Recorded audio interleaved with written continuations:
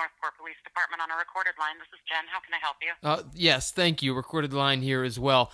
Good morning. I was wondering, is Josh Taylor the only individual at the Northport Police Department that handles media inquiries or just questions about incidents that have transpired in general? Is he the only one who handles that, or would there be somebody else who could just generally answer questions as it relates to a particular incident that I'm seeking information about? Yes, he is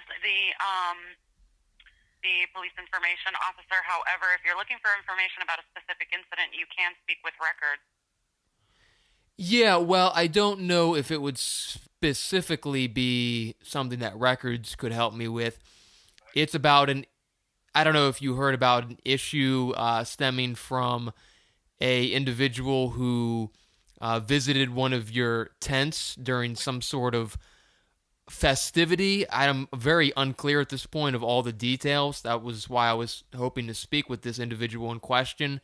But something along the lines of a denial of a hot dog and a chance to get a raffle ticket for that hot dog by a citizen journalist who does like watchdog police reporting, something along those lines. Again, that's the synopsis of the allegation, and that was what I was looking to speak with someone about.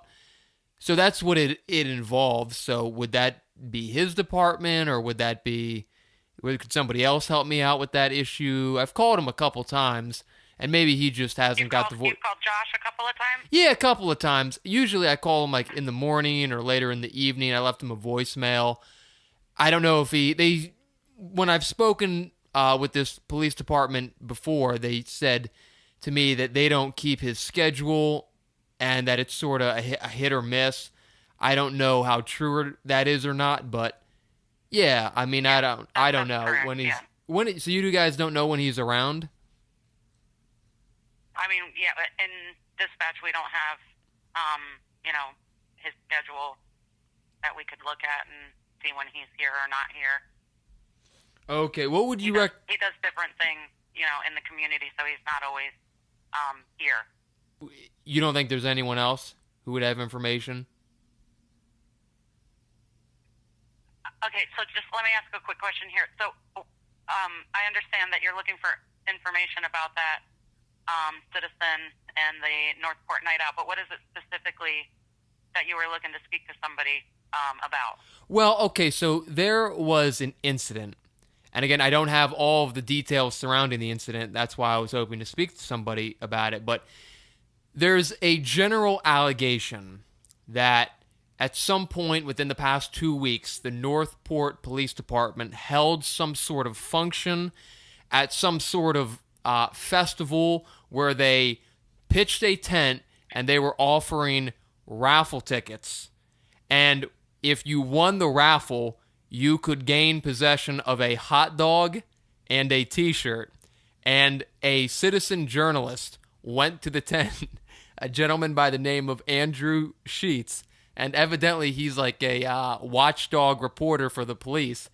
And the police chief told the gentleman, well, we are going to deny you entry into this raffle, therefore limiting you from receiving or limiting you from the chance of receiving the hot dog or the t-shirt. And I was trying to get information as to the accuracy of that allegation.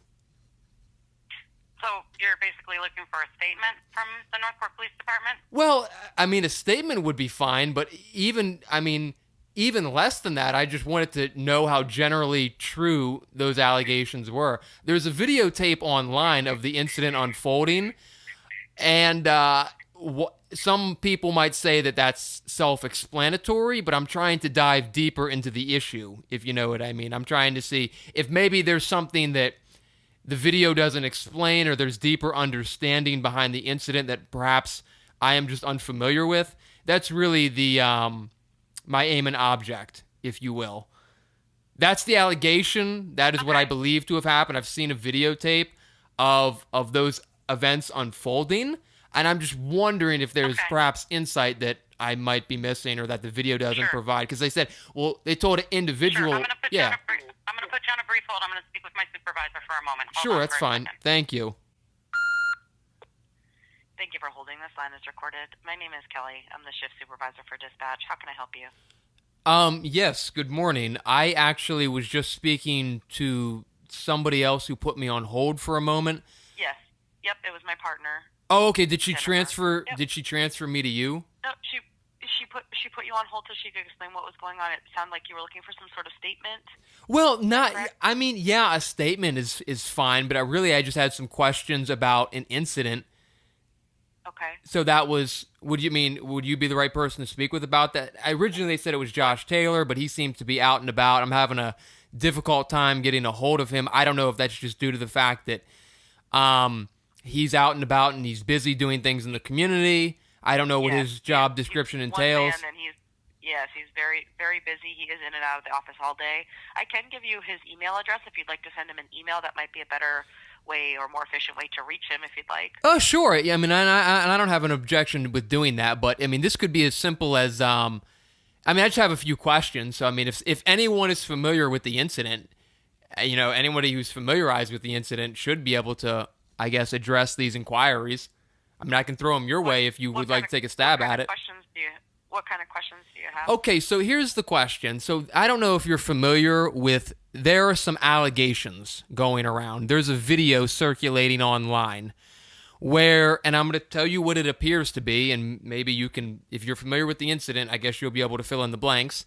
But there's a videotape going around online which it appears to show a citizen journalist go to one of your tents, which you guys had pitched during some sort of facility or some sort of festivity, some sort of event that was transpiring outside late in the evening, and you guys had a tent pitch, the Northport Police Department tent, and under that tent you had a group of young females passing out tickets for entry to potentially win a hot dog and a T-shirt. And this gentleman, I am familiar with the situation, but it was not to win anything. They were tickets for hot dogs and T-shirts. Yes, that's correct. Okay, got it. So you are familiar with the situation, then perfect. Okay, so yes. Okay, well then here's let's just take it from the top. So because I don't know if I have all the information correct here. So where did that? I just want to I want to sort of start from the beginning. Where did that take place? Was that in your jurisdiction? Yes, it was on the city green. It was the Northport Night Out event that we do every year. Okay, very interesting. So what is that, like a bunch of local businesses and things like that get together? It varies from year to year as far as who participates in the event, but it's hosted by the Northport Police Department. The fire department does their own something similar as well. But we have a lot of police out, and we have some of our specialty units showing some of our equipment, and it's just kind of a way to get the community together and share information. And different businesses come out that they set up tents and things like that, and there's food trucks and other things that are out during that event.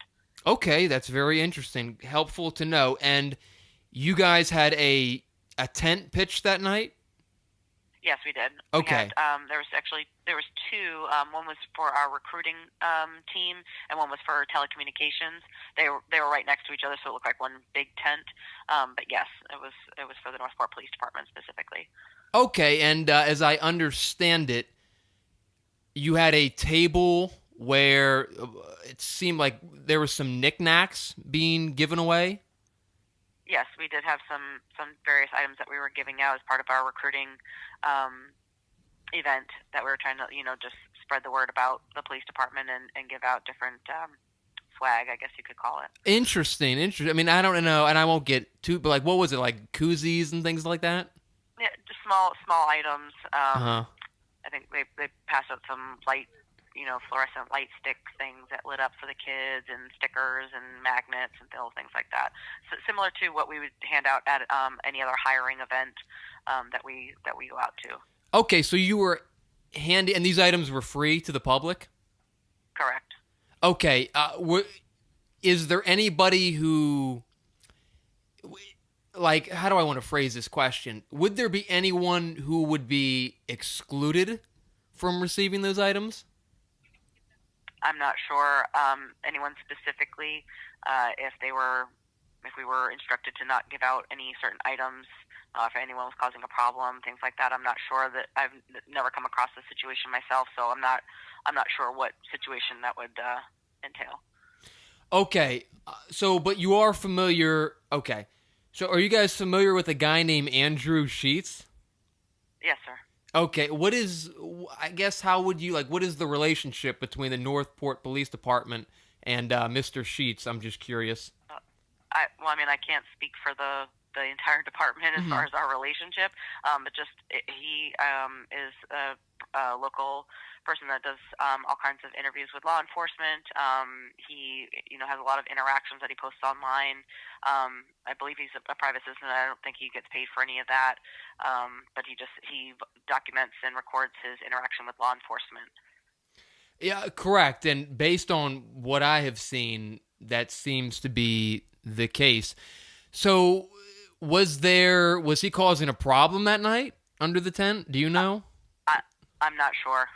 Okay. Okay. So what it looks like in the video is the two young females under the tent they verbalize to him that they could give him a ticket to get a hot dog and a t-shirt, and he attempts to get some tickets, and it looks like another gentleman comes into frame who reportedly is the police chief, but again, I don't know that.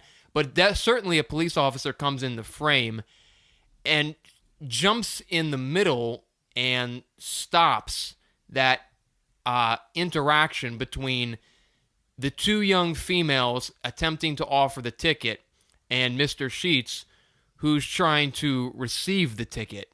Are you familiar with that part of the story? Yes. So do you know why specifically that police officer intervened in stopping those two young ladies give a hot... I don't know. I wasn't part of the interaction with the individual and Mr. Sheets, so I don't know what transpired prior to him coming to the tent. So I'm not sure. Okay. Were those two young ladies volunteers? I believe they were members of the telecommunications department, so they were not paid to be there. They were there on their own time. Okay, they were there on their own time. Okay, very interesting. So you don't know why that officer would have stopped Mr. Sheets from receiving a hot dog or a T-shirt or a ticket or whatever it was? No, sir. I'm not sure what the reason was behind that. But you can definitively say that that the public did have access to those things, just as a general statement. Correct. Okay, but you don't know why one person in particular would have been excluded from that. Yeah, correct. I'm not sure. Okay, all right. Okay. If you do not know, then you do not know. Have you seen the videotape by chance? I have not seen it myself. No. You have not seen it yourself. Okay. All right. Yeah. So if you don't know the reason for the fact that he was not given entry into the hot dog or the T-shirt, if you don't know why, would you perhaps know who would know that information? Do you think anyone would know that information?